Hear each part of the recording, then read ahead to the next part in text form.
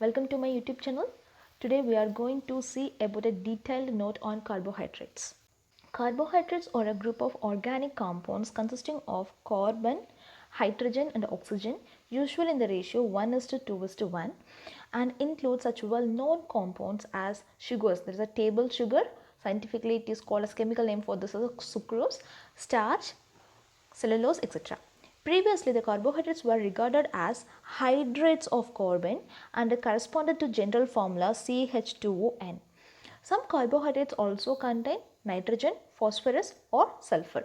Carbohydrates are broadly defined as polyhydroxyaldehydes or ketones and their derivatives, or as substance that yields one of these compounds. Usually all the sugars ends with O's. So this is the image of the food which contains the carbohydrates like pasta or bread, which provides the energy for our body. So these are the three structures of the first one is the glucose, then galactose and fructose. The major difference among these things are the attachment of the oxygen. Glucose, the double bond O is attached to the first carbon, it is called as the aldehyde. If the double bond O is attached at the second position of the carbon, then it is called as the ketone. See here the double bond O is attached to the second carbon. So it is called as the ketone group. Here at the first carbon position, the double bond O is attached. So it is called as the aldehyde. Here also in galactose also the double bond O is attached at the first carbon. So it is also a aldehyde. The difference between the aldehyde and the keto group is if the double bond O is attached at the first carbon position, then it is called as the aldehyde, and the double bond O is attached at the second position of the carbon, then it is called as the keto group. About 65% of the foods in our diet consist of the carbohydrates. Each day we utilize carbohydrates in foods such as bread, pasta, potatoes and rice. Other carbohydrates called disaccharides, which includes sugars. As I already said, it is a table sugar, and lactose, which is present in the milk. During digestion and cellular metabolism, carbohydrates are converted into glucose, which is oxidized further in our cells to provide our bodies with energy and to provide the cells with carbon atoms for building molecules of proteins, lipids and nucleic acids. In plants, a polymer of glucose called cellulose, which builds the structural framework. Cellulose has other important uses too, that is in our furniture, the pages in our notebook, the coat in our clothing, all are the cellulose. Those are the polysaccharides of the carbohydrates. The major sources of the carbohydrates are cereals, wheat, rice, potatoes, sugarcane, fruits, bread, milk, etc. The main function of the carbohydrates are it is the major source of energy for the cell. Then is a major structural component of the plant cell like the cellulose. Then immediate energy in the form of the glucose. It is the simplest form of the sugar. Then it may be reserve or stored energy in the form of the glycogen. Excess of the glucose is stored in our body in the form of the glycogen. Then coming to the classification of the carbohydrates, depending upon their complexity and the behavior on hydrolysis, the carbohydrates are classified into three main categories. One is the monosaccharides, oligosaccharides, and third one is the polysaccharides. Here, the first category, monosaccharides, are further classified into several things that starts from the triosis. Triosis is nothing but it has the 3 carbon in that sugar. Means if that sugar contains 3 carbon, then it is called as triosis. If there is a 4 carbon, that is called the tetrosis. And if it have a 5 carbon, it is called pentosis. 6 means hexosis and 7 means hepalus, like that. The examples for the 3 carbon compound sugar is glyceraldehyde, for the tetrosis erythrose, pentosis ribose, cellulose, then hexosis glucose fructose, for the heptalose sida heptulase. Then Coming to the oligosaccharide, it is further classified into two categories. One is the disaccharide and another one is the trisaccharide. The examples for the disaccharides are sucrose, maltose, etc. And for the trisaccharides, it has the raffinose. If it is a triosis tetrosis, it is named based on the number of the carbon which is present in the sugar. When we talk about the disaccharides and the trisaccharides, it is not saying about the number of the carbon. Instead, it is saying that when it is undergone hydrolysis, it yields two monosaccharides. That both the monosaccharides may be similar or different. Yes, next one is the polysaccharides. It is classified into two things. One is the structural polysaccharides and another one is the storage polysaccharides. The examples for the structural polysaccharides are the cellulose, and for the storage polysaccharides it is called as a starch or inulin. Now let us see about the monosaccharides. Simplest form of the carbohydrates or the monosaccharides, it may either aldehyde or the ketones. As I already said, if the double bond O is present at the first position of the carbon, that is called as the aldehyde. If the double bond O is present at the second carbon of the skeleton, it is called as the keto group. So this monosaccharide may either aldehyde or the keto group with two or more hydroxyl groups. Monosaccharides are colorless crystalline solids that are freely soluble in water but insoluble in the non-polar solvents. Mostly these monosaccharides have sweet taste.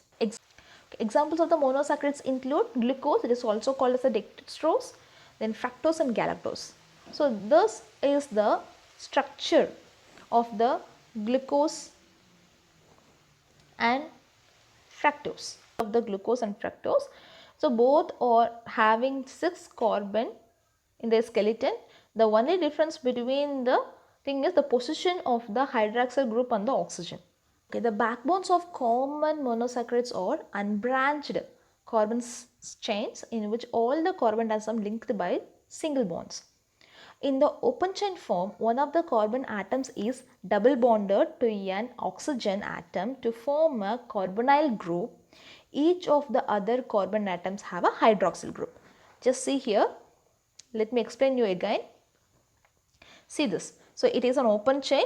Or here we can able to find all or the single bond. Here 2, here, all or single bond. Only the oxygen has a double bond. In the open chain form, one of the carbon atoms is double bonded to an oxygen atom to form a carbonyl group. Each of the other carbon atoms has a hydroxyl group. If the carbonyl group is at an end of the carbon chain, that is an aldehyde group, the monosaccharide is an aldose. If the carbonyl group is at any other position, that is we saw in the fructose that the carbonyl group, that is a double bond O, is attached at the second position of the carbon other than the first position. So if it is in the first position, it is called as the aldose. Other than the first position, it is called as the keto group. In the classification by carbon atoms, as I already said in the classification, in the monosaccharides, we are classifying sugars based upon the number of carbons present in the sugars. If it has a 3 carbon, then it is called as the triose. If it has a 4, it is a tetrose, 5 means pentose, 6 means hexose. So how this structural form means this one. So how, see here, this one.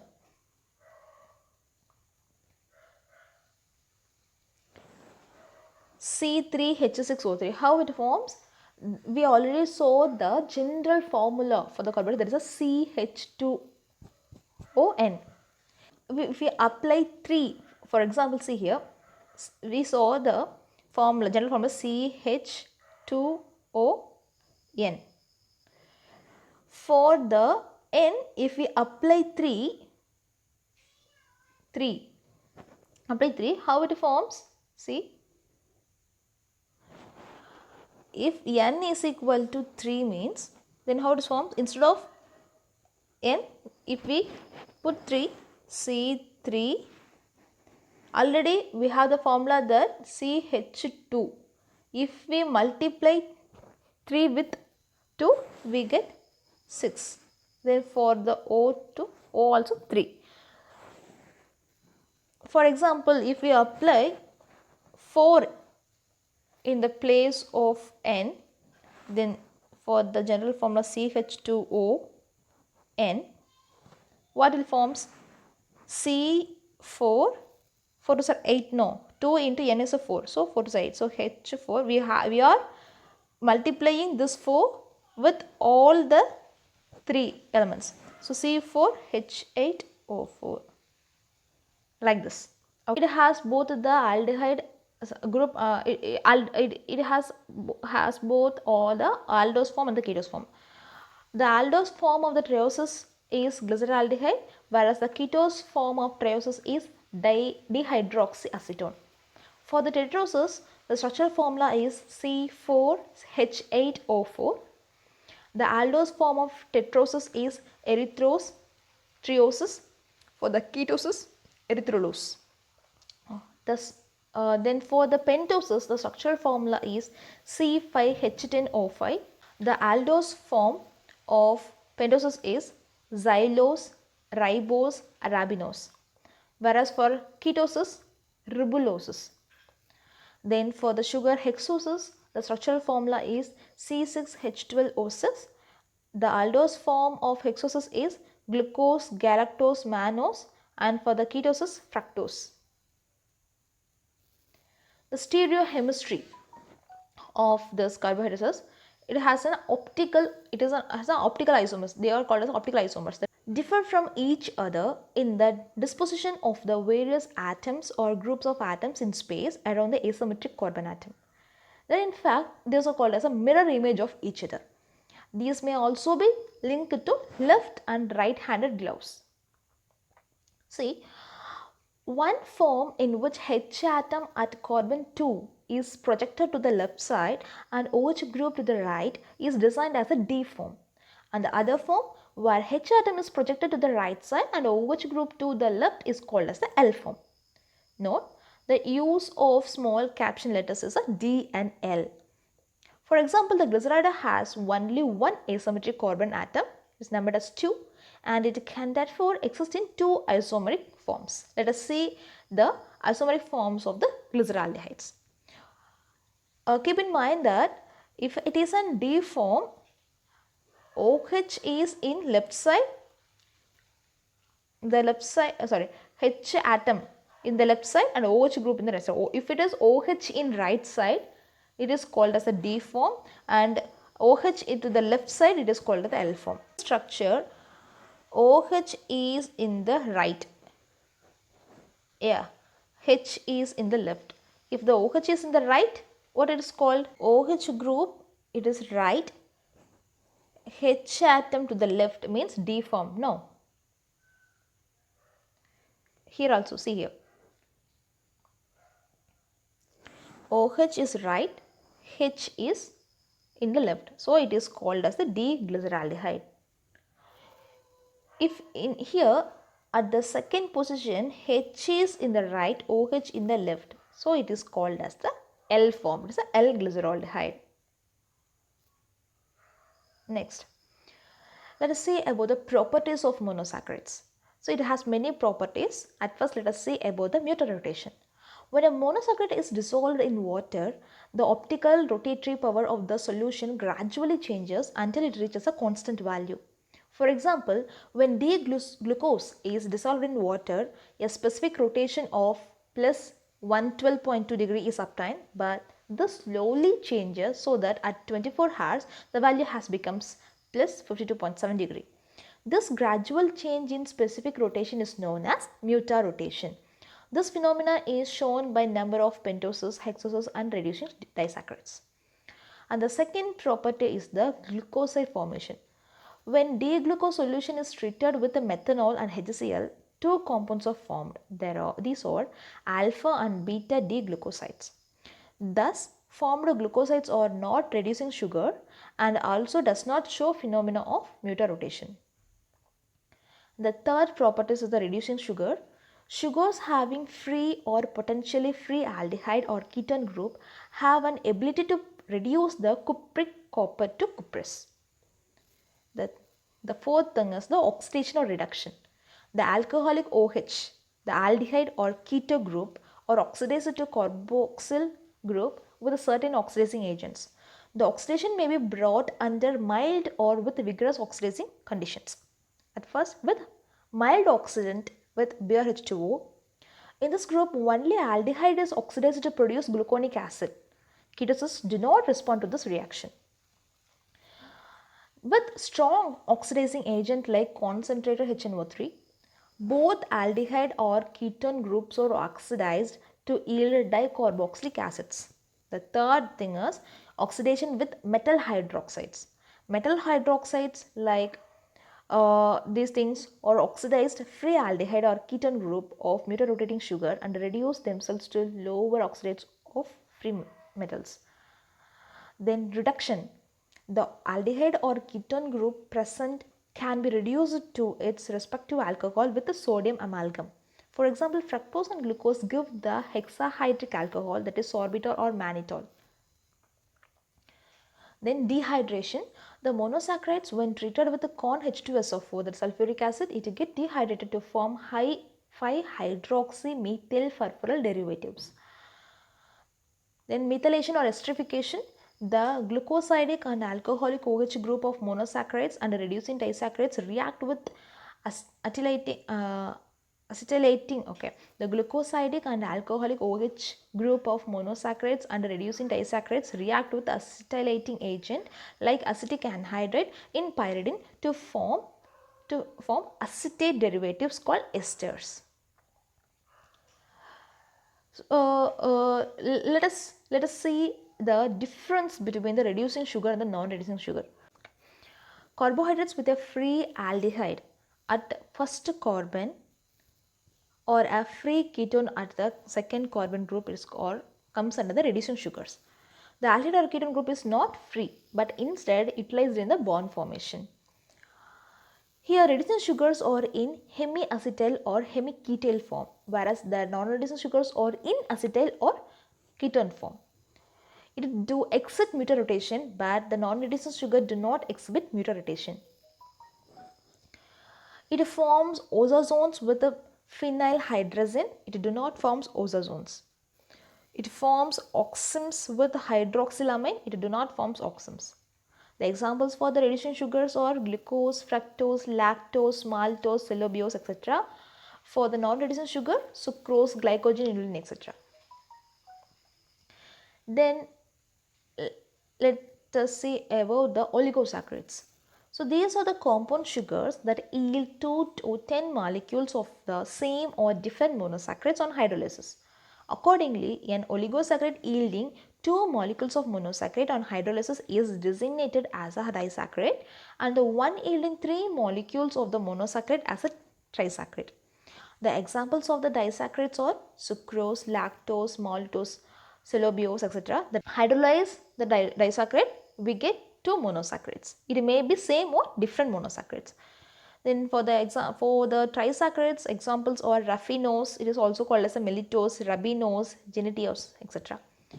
Then for the tetrasaccharides, stachyoses, corridose, etc.